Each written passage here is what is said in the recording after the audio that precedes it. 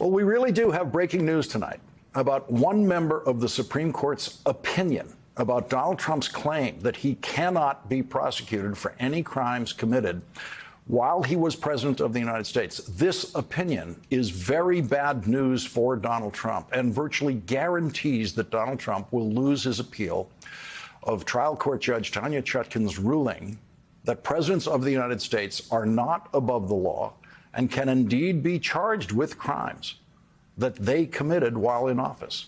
At least one member of the Supreme Court has already agreed in writing with Judge Chutkan's ruling.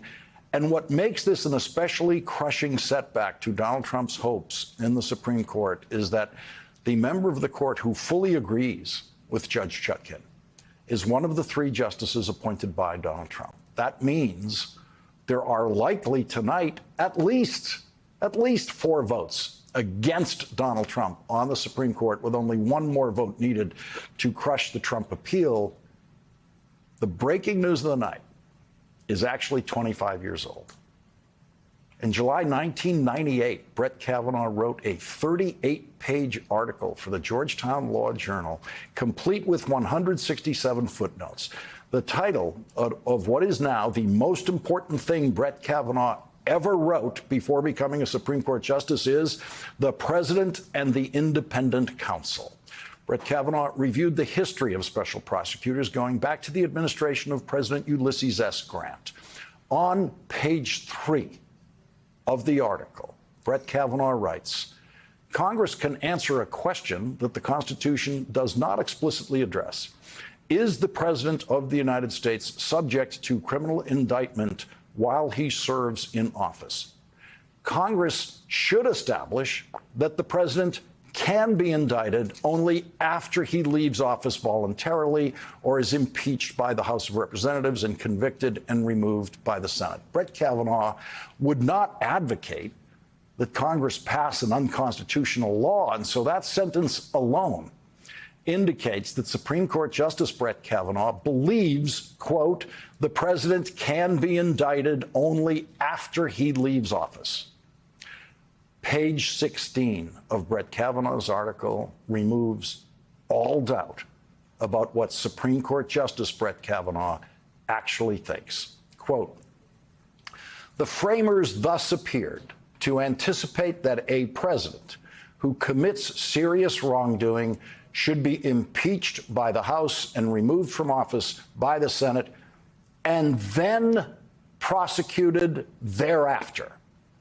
The Constitution itself seems to dictate, in addition, that congressional investigation must take place in lieu of criminal investigation when the president is the subject of investigation, and that criminal prosecution can occur only after the president has left office." And right there, in writing, Brett Kavanaugh destroys the totality of Donald Trump's appeal to the United States Supreme Court. Brett Kavanaugh destroys the idea that a president cannot be prosecuted after leaving office for crimes committed while in office. And simultaneously, Brett Kavanaugh destroys the absurd Trump lawyer notion that it would be double jeopardy to prosecute Donald Trump now after he faced an impeachment trial in the United States Senate for essentially the same high crimes. I'm going to read these 2 sentences again, because these 2 sentences prove just how quickly the United States Supreme Court can actually handle this appeal and write a fully authoritative opinion in this appeal, because the Supreme Court's opinion could be written by Brett Kavanaugh and amount to only these 2 sentences. "The framers thus appeared to anticipate that a president who commits serious wrongdoing should be impeached by the House and removed from office by the Senate and then prosecuted thereafter. The Constitution itself seems to dictate, in addition, that congressional investigation must take place in lieu of criminal investigation when the president is the subject of investigation, and that criminal prosecution can occur only after the president has left office." And of course, Brett Kavanaugh's article quotes the Constitution in full support of his position. Article 1, Section 3, Clause 7, quote, "Judgment in cases of impeachment shall not extend further than to removal from office and disqualification to hold and enjoy any office of honor, trust, or profit under the United States. But the party convicted shall nevertheless be liable and subject to indictment, trial, judgment, and punishment according to law." So the Constitution says that after leaving the presidency, Donald Trump is, quote, "subject to indictment, trial, judgment, and punishment according to law." It's all over. It's all over.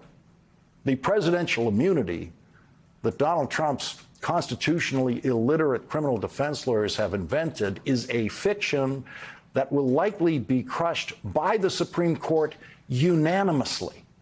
Any member of the Supreme Court trying to rule for Donald Trump will have to find a way to rewrite the line of the Constitution that says that a former president is, quote, "subject to indictment, trial, judgment, and punishment according to law." It cannot be done. You cannot rewrite that line. Donald Trump will be going to trial in the case of United States of America versus Donald J. Trump, possibly on the scheduled trial date of March 4th, if the United States Supreme Court acts quickly enough in this appeal, which the court in the past has known how to do. Donald Trump is definitely going to trial in the case of Georgia versus Donald Trump. Donald Trump will definitely go to trial in the criminal case of New York versus Donald Trump for business fraud. And Donald Trump is definitely going to trial in the criminal case of United States of America versus Donald J. Trump in federal court in Florida, where the federal judge in that case appointed by Donald Trump will continue to do everything she possibly can to delay the trial and help Donald Trump in any way she possibly can. Brett Kavanaugh won't be doing that for Donald Trump. Brett Kavanaugh destroyed Donald Trump's appeal in writing 25 years ago. There is no more important Trump legal news tonight than the words Supreme Court Justice Brett Kavanaugh wrote 25 years ago.